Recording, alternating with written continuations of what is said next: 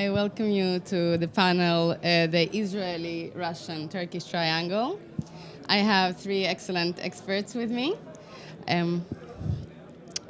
Dr. Sarah Feinberg, INSS Research Fellow, Dr. Dmitry Mariasi, Senior Research Associate from the Russian Academy of Sciences, and Mr. Memdu Karakulukcu, the President of Global Relations Forum from Istanbul. In 2016, we saw the bilateral relations between Israel, Russia, and Turkey receive much attention, not the least because the interests of these countries collided in strategic flashpoints, specifically in the Middle East.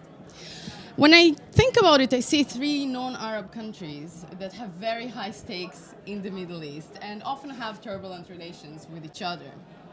And also curiously, in June last year, Israel and Russia mended its relations with Turkey within days from each other. This did not receive an official explanation, but I think it should make us think about the relations between the three countries in connection with each other. And I will start with you, Sarah. Over the last couple of years, we saw that Israel decided not to get involved in conflicts where it didn't have particular national interest to take one side or another. And I'm speaking specifically about Syria, but we can also bear in mind Ukraine. So, yet Israel has interests, specifically in Syria. Not taking a side doesn't mean that you don't have interest in the outcome of the war. So, what I would like to ask you is to sort of look at the fundamental interests of Israel in the Middle East and how they feed into relations with Russia and its relations with Turkey. Well, first of all, Israel is not a neutral actor in Syria. You know, it played on the card of neutrality in Syria, but since Netanyahu's declaration last April, we know that Israel is de facto involved in Syria, and Israel slowly, over the course of the civil war, has been dragged into the great power confrontation in Syria. So Israel does have a role and is present in Syria already.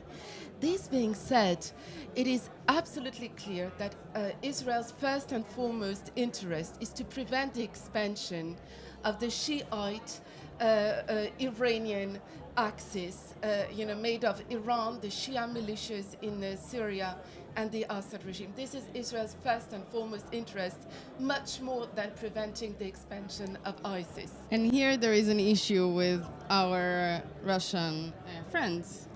So Israel and Russia, from this point of view, could be called frenemies. You know, in a way, their security coordination has been terrific. We've been, for 1 year and a half, they've coordinated and established a deconfliction mechanism that has worked rather well.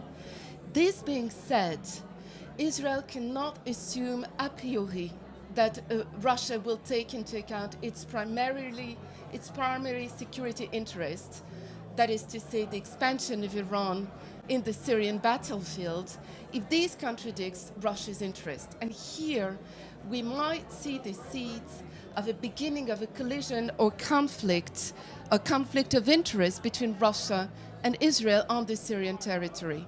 With regards to Turkey, Israel's primary interest is having Turkey counterbalance in this current division of zones of influence in Syria the possible expansion of Iran. And again, we're seeing, with the Ankara talks are taking place, we're seeing a division of zones of influence in Syria.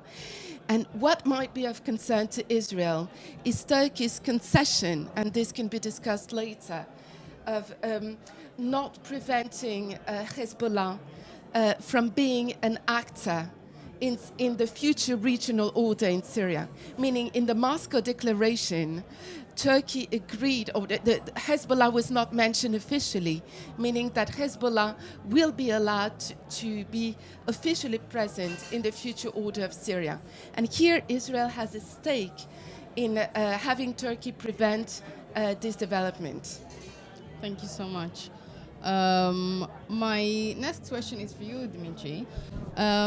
Russia made a very bold move into one of the most complex issues in the Middle East the war in Syria, and actually it made quite a success in terms of maintaining relations with the different regional powers. It has a good relationship with Iran. It fights basically with Iran, together with Iran in Syria. It mended its relations with Turkey, and it coordinated well with Israel. But fundamentally, these regional powers have very different agendas for the region, and also very different agendas for Syria, for the future of Syria. So how does Russia plan to continue this balance, and is it at all possible? It's a tough question, I would say. First of all, we're now working together and bombing together with Turkey. In January, I think in the 18th or like 15th of January, we started the first operation by joint navy of Russia and Turkey. That's why, I mean, we are not just with Iran. And it is important because we try to play with everyone who is ready.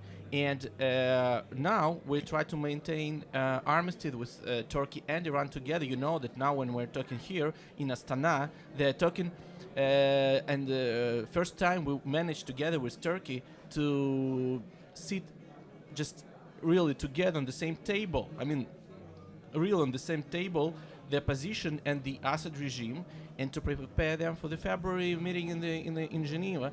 It means that Russia has the power to exert pressure on Turkey. I mean, pressure in the good way. I mean, to find the ways to explain the Russian position and to make others to some compromise, and to make Iran sit on the same table with Turkey as well, and to discuss the armistice in Syria, the future of Syria. And of course, all the three parties would come to have some concessions, of course. And of course, Russia understands that without the US-led coalition and without the US influence, it will be impossible to implement peaceful transition to political solution. That's why we're ready to have US on board, and we're looking forward on it. And I think that even though it is a very difficult process to coordinate all these different forces and really to come to compromise from with different sides, because each country in Syria has its own needs, interests, and it is a lengthy project, I would say, because it is really a project. Because if we're thinking about the future of Syria, of course, and the local powers and the international powers, each of them has their own view, the own interest in this region, not only in Syria but in the region generally, and sometimes they're counterparting each other. It means that Turkey has problems with Iran, Iran has problems with Turkey and with Russia, and altogether Iran has problems with Israel, even though we in Russia have a very good relations with Israel as well today, and it was already said by Sarah that we have a very good coordination on tough issues. So I think that we're on the good path. I think that now Russia shows that it has the power to fix these trends and to bring it to one road, let's say. We're just in the beginning, because this armistice is like 3 weeks, but and we don't know what's the Astana outcomes. We know about some inner clashes in between, but it's understandable. But we don't know the outcomes of Astana yet, unfortunately. But still, Russia shows that it could be A, influent, and B, responsible for what it is doing, and responsible for sitting together with partners and explaining our position, and responsible for the Syrian future. Russia accepts this responsibility for the Syrian future as well, and is ready to listen to all the stakeholders, let's say, in the future process. That's the issue. Thank you. And continuing on this issue of the clashing, colliding interests in the region, my question is for you, Memdu. Israel and Turkey actually seemingly have many areas of possible cooperation. This is a relationship that received attention as a relationship that can really grow and develop. And yet there seems to be one issue that overshadows the relationship, and this is the Palestinian issue.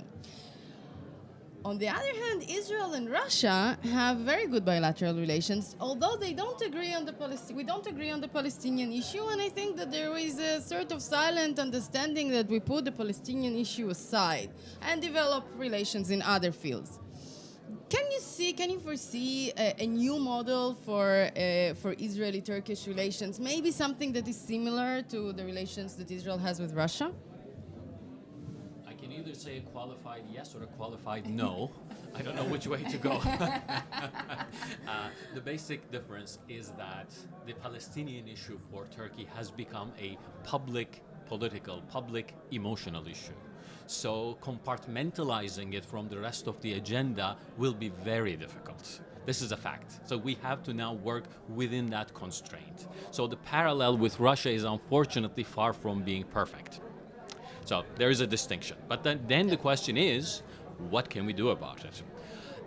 Why I said it could be a qualified yes is we cannot compartmentalize it, but we can do it, we can treat it business-like relation without the rhetoric of values and close friends. Yeah, that we can put aside. This is a business-like relation where we'll be very careful and sort of tentative to controlling the fallout, a potential fallout from a Palestinian development and adverse development for the relations in the Palestinian context. So that is, I think that will be the model. And when I look at the agenda, there is actually, we can bootstrap around the threat agenda. There is also a positive agenda on energy and economics, but I think the first order of business is the threat agenda that can bring Israel and Turkey together, and then we can bootstrap around it. When I say the threat agenda, there is the political element and there is the technical element. The political element is Syria. When we look at Syria, we think of the Kurdish terrorist problem, yes? And when you look at Syria, you think of the Hezbollah problem. So if we only look at this partial risk and threat from each side, we may not agree because we are somewhat not as attentive to each other's concern. But if we look at Syria as a system problem that should not harbor any violent terrorist activity and pursue Syria within that framework and bring our friends, be it Russia, be it the US, around that model of a unified Syria that does not harbor terrorist activity, then I think we have an agenda where we can come together. The second item is the technical item. Turkey is unfortunately now facing urban terror. And Israel has unfortunately experience with urban terror. And somehow, from the meetings here, it is amazing that you've made so much progress and you have even managed to deter, to some extent, terror. So there is the potential for sharing that kind of expertise. Then there is also, we heard last night, that Israel is one of the 6 cyber powers. There is immense potential there as well. So we can bootstrap around these threats, which are deeply disturbing Turkey, also Israel.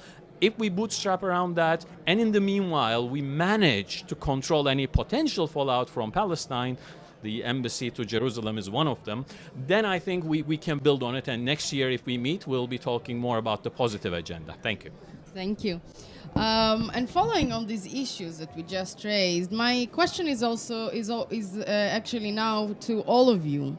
Can you foresee a trilateral cooperation on certain issues? And I specifically thought about maybe some sort of push by Russia and Turkey into assisting with furthering negotiations, political process between the Israelis and the Palestinians. But if you have some other thoughts, I would be very happy if you share them in about a minute, because we are running out of time. Please, Sarah. Well, we are on the threshold of a new U.S. administration. And given the new context of an administration that will be apparently and ostentatiously anti-Iranian, there will be a U.S. interest in driving a wedge between Russia and Iran. And this might be actually the common denominator future and immediate coordination in Syria, meaning the three countries coordinating over limiting or creating guarantees over the reduction of the presence of Hezbollah on Israel's border in Lebanon and Syria. And I think that would be a very positive development, because it's not in the interest of Turkey of having, this Shiite crescent expanding, and it's not a Russian interest, in having Iran fulfilling its ideological dreams. So that would be a very much welcome development that would tune with the new tone given by the new US administration. So, triangle is a very stable figure.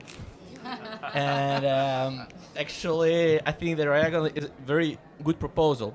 I think that there are several aspects that we can cooperate. First of all, it's gas issues. We know about the new gas findings in Israel and about the potential of the Israeli export gas to Turkey and all this direction. And Turkey and Russia has very good cooperation on the gas flows, even though we had some bad relations before the July 2016. But the gas flows were there still, and the business is there. And is one thing. Another thing, all the three countries, to build on what Baikalat was saying, we all have problems with terror. Russia has urban terror as well, and we actually now have the experience of using the Israeli expertise and the Israeli experience as well, and this triangle to work together for our security is very important.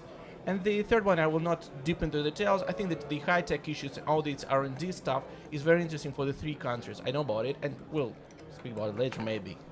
Thank you. Okay, and very briefly, actually, I'll sort of, give a different angle to what is already on the table. On the Syrian issue, I think it's possible to talk about Hezbollah if we, at the same time, talk about PYG. That will be, YPG. That will be the way to deal with it. And I don't know how our Russian friends will approach that, but that is the potential. The second one is gas. The Eastern Mediterranean gas project is very promising, but I'm somewhat of a skeptic because the main appeal of EastMed was that it would be one source that would be somewhat free from Russian control. Now we have our Russian friends in Syria, so some of that appeal has been diluted, but we welcome, that is what it is. And the third one is, of course, the technology competencies and complementarities, and there's a lot there. I built a science park in Turkey, so this is very close to my heart, but that's for another time. Let's hope things work out. First and utmost, bloodshed in Syria seems to be at least coming to an end. We should be happy about that. Thank you so much. And despite the colliding interests that we opened with, we see that there are many areas of possible cooperation and agreement. Thank you so much. Thank you.